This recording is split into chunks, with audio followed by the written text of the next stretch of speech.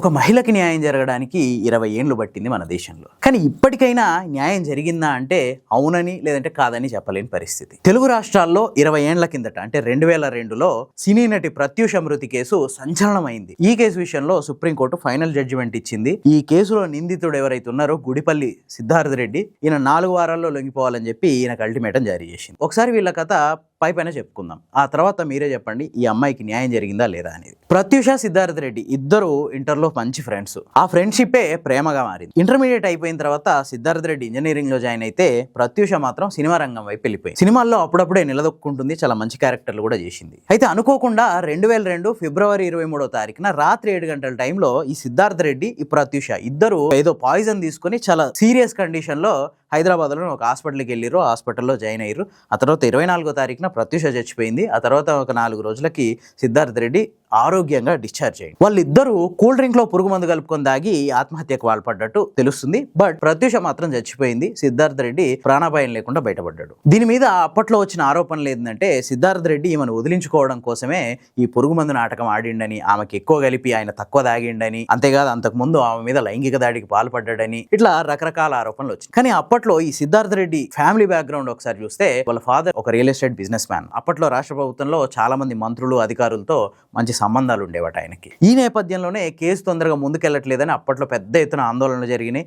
అంతేకాదు ఈ ప్రత్యూష తల్లి ఒక గవర్నమెంట్ ఉపాధ్యాయురాలు 20 ఏళ్ల నుంచి ఈ కేసు మీద కొట్లాడుతుంది. ఫైనల్ గా ఈ కేసు సిబిఐకి వెళ్ళింది. సిద్ధార్థ రెడ్డి మీద ఆత్మహత్యకు ప్రేరేపించడం, ఆత్మహత్యకు పాల్పడడం అనే 2 కేసులు నమోదు చేశారు. కాకపోతే ఆమె తల్లి ఆరోపిస్తున్నట్టు లైంగిక నేరం అనే కోణంలో అసలు ఎవరు దాన్ని పట్టించుకోలేదు. పోస్ట్ మార్టం నివేదిక కూడా అప్పట్లో రాష్ట్ర ప్రభుత్వం నియమించిన 3 డాక్టర్ల నివేదిక కూడా లైంగిక దాడి జరగలేదు అని చెప్పి తేల్చింది. ఇప్పుడు అదే రిపోర్ట్ ని సుప్రీంకోర్టు తప్పుపట్టింది. ఇది సరైన ఫార్మాట్ లో జరగలేదు అని చెప్పింది. అంటే కావాలనే ఈ కేసును నీరుగార్చేందుకు ఈ లైంగిక దాడి అనే పదాన్ని తీసేసిరేమో అనే అనుమానాలు ఇప్పుడు జనంలో కలుగుతున్నాయి. సరే, సిబిఐ ఎంక్వైరీ తర్వాత 2004 ఫిబ్రవరి 23వ తారీఖున హైదరాబాద్ మెట్రోపాలిటన్ సెషన్స్ జడ్జి ఈ సిద్ధార్థ రెడ్డికి 5 ఏళ్ల కఠిన కారాగార శిక్ష, 5,000 రూపాయల జరిమానా విధించాడు. ఓకే ఫైన్, శిక్ష పడింది అనుకుంటే ఈ సిద్ధార్థ రెడ్డి మళ్ళీ హైకోర్టుకి వెళ్ళి అప్పీల్ చేసుకున్నాడు. మళ్ళీ హైకోర్టులో 2011 దాకా వాదనలు కొనసాగినాయి.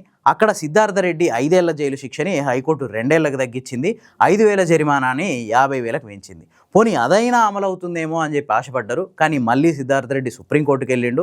దాంతోపాటు ప్రత్యూష తల్లి కూడా సుప్రీంకోర్టుకి వెళ్ళింది. సిద్ధార్థ రెడ్డి ఏమో ఈ శిక్ష సరైంది కాదు అని సుప్రీంకోర్టుకి వెళ్తే ప్రత్యూష తల్లి లేదు ఈ శిక్ష ఇంకా పెంచాలి అని చెప్పి సుప్రీంకోర్టుకి వెళ్ళింది. మొత్తానికి 2011 నుంచి 2026 దాకా మళ్ళీ సుప్రీంకోర్టులో ఈ కేసు సాగింది. ప్రస్తుతం సుప్రీంకోర్టు హైకోర్టు తీర్పుని సమర్థించింది. 4 వారాల్లో సిద్ధార్థ రెడ్డి జైలు అధికారుల ముందు లొంగిపోవాలని చెప్పి, హైకోర్టు విధించిన శిక్షను అనుభవించాలని చెప్పి తీర్పునిచ్చింది. ఇంత పెద్ద అఘాయిత్యానికి ఈ చిన్న శిక్ష వేయడానికి 20 ఏళ్ల టైం కావాల్సి వచ్చింది మన న్యాయ వ్యవస్థకి. సినీ వినీల ఆకాశంలో ఒక మెరుపు మెరుద్దామని వచ్చిన తారని అన్యాయంగా చిదిమేసింది ఈ వ్యవస్థ. ప్రత్యూష మన తెలంగాణ ఆడబిడ్డ. ఈమె మీద పడి సంపన్నుల పిల్లలు నక్కల్లా విక్కు తిన్నారు. ఇందులో పోలీసులు, మంత్రులు, వాళ్ళ పిల్లలు, సోకాళ్ళు కార్పొరేట్ హాస్పిటల్స్ అందరూ బాధ్యులే ప్రత్యూష మరణానికి. ఆమెను అత్యంత కిరాతకంగా గ్యాంగ్ రేప్ చేసి నోట్లో విషం పోసి చంపిర్రనే ఆరోపణలు అప్పట్లో వచ్చినాయి. మొదటి నుంచి ఈ కేసు విచారణలో పెద్ద నిర్లక్ష్యం కనిపించింది. ఒక బకరాగాన్ని ఇరికించి మిగతా వాళ్ళందరూ దేశం విడిచి పారిపోయారు అనే ఆరోపణలు వచ్చినాయి. ఈ కేసును నీరుగార్చడానికి మంత్రులు, పోలీసు అధికారులు, హాస్పిటల్స్ అందరూ కలిసి ట్రై చేసిర్రు. అందరూ కలిసి ఈ కేసుని 20 ఏళ్ళు సాగదీయడానికి ఆ 2-3 రోజుల్లోనే అంతా సెట్ చేసి పెట్టిర్రు అనే ఆరోపణలు అప్పట్లోనే వచ్చినాయి. ఆమె ప్రేమికుడిగా చెప్పబడుతున్న ఈ గుడిపల్లి సిద్ధార్థ రెడ్డి అనే వ్యక్తి చావలేదు, కానీ ఆమె మాత్రం చచ్చిపోయింది. విషం తాగితే ఇద్దరూ చావాలి కదా. ప్రత్యూష్ ఎందుకు చచ్చిపోయింది, ఈ సిద్ధార్థ రెడ్డి ఎందుకు చచ్చిపోలేదు? ఈ కేసు విచారణలో అడుగడుగునా పోలీసుల నిర్లక్ష్యం కొట్టొచ్చినట్టు కనబడుతుంది. 2002 ఫిబ్రవరి 23న ఇన్సిడెంట్ జరిగితే ఫిబ్రవరి 24వ తారీఖున ఈ కేసు ఓ ఘనత వహించిన ప్రైవేట్ హాస్పిటల్ దగ్గరికి చేరింది. ఆ హాస్పిటల్ మొత్తం ఆధారాలన్నీ చెరిపేయడానికి చేయని ప్రయత్నం అంటూ లేదు. ఆమె ఒంటి మీద 13 చోట్ల గాయాలున్నాయని చెప్పి ఫోరెన్సిక్ నిపుణులు చెప్పారు. అసలు ఆమె మీద ఎట్లాంటి అఘాయిత్యం జరగకుంటే ఆమె కేవలం విషం దాగి చచ్చిపోతే ఈ గాయాలు ఎట్లయినట్టు? బంజారాహిల్స్, పంజాగుట్ట పోలీస్ స్టేషన్ల మధ్య సరిహద్దు వివాదంతో ఈ కేసు మరింత నీరుగారిపోయింది. మా పరిధిలోకి రాదని వాళ్ళు, మా పరిధిలోకి రాదని వీళ్ళు ఒక బంతాట ఆడుకున్నారు ఇంత సీరియస్నెస్ ఉన్న కేసుని. వాస్తవానికి ఇట్లాంటి ఇన్సిడెంట్ జరిగినప్పుడు ఎవరైతే బాధితురాలు ఉన్నారో ఆ బాధితురాలు దుస్తుల్ని ఒక కీలక ఆధారం కింద దాచిపెట్టాలి. కానీ ఘనత వహించిన ఆ ప్రైవేట్ హాస్పిటల్ ఆమె దుస్తుల్ని వితిన్ అవర్స్ లోనే కాల్చి బూడిద చేసింది. అంటే ఒక రకమైన ఆధారాన్ని కాల్చి బూడిద చేసినట్టే. ప్రత్యూష మరణం మీద గాంధీ హాస్పిటల్ ఒక రిపోర్టు, ఫోరెన్సిక్ ల్యాబ్ ఇంకో రిపోర్టు, ఫోరెన్సిక్ డాక్టర్లేమో ఆమె ఒంటి మీద గాయాలున్నాయని చెప్పడం, మరొక డాక్టర్ ఏమో వైద్యంలో భాగంగానే ఆమె ఒంటి మీద అయిన ఘాట్లే తప్ప అవి గాయాలు కాదని చెప్పడం. విషం దాగిన ఒక వ్యక్తికి ఒంటి మీద 13 చోట్ల ఘాట్లు దేనికి పెడతారు డాక్టర్లు? మొత్తం సకల రాజ్య వ్యవస్థలన్నీ ఏకమయ్యి ప్రత్యూష కేసుని ఏకాకిం చేసినాయి. అన్ని వ్యవస్థలు కలిపి ఆమె పైన జరిగిన ఒక ఘోరాన్ని, ఒక దారుణమైన అకృత్యాన్ని, ఒక దారుణమైన అఘాయిత్యాన్ని ఒక చిన్న సూసైడ్ కేసు కింద మార్చి చట్టం ముందు నిలబెట్టినాయి. పాపం ఆ చట్టానికి ఏం తెలుసు? కళ్ళున్నాయా? గుడ్డిది కదా. ఆధారాలే తప్ప నిజాలు అవసరం లేదు. ఆ ఆధారాలనేమో వ్యవస్థలన్నీ కలిసి కాల్చి బుడిద చేసే. ఇంత పెద్ద ఇష్యూ మీద ఏ మహిళా సంఘం కూడా నోరిప్పలేదు అప్పట్లో.